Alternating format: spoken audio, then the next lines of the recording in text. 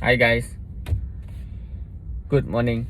Satu soalan, satu tip, satu hari. Okey. Jadi soalan hari ni ialah,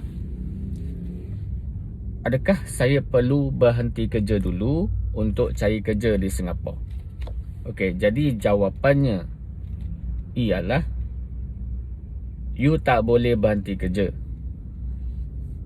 Jadi you boleh cari kerja di Singapura sambil-sambil bekerja yang kerja sedia ada. Okey? Okey, dah tentu ada kondisi-kondisi yang lain yang jadi pemboleh ubah kepada jawapan ni. Okey?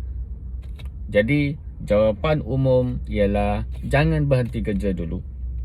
Sambil kerja yang sedia ada, sambil tu carilah kerja di Singapura.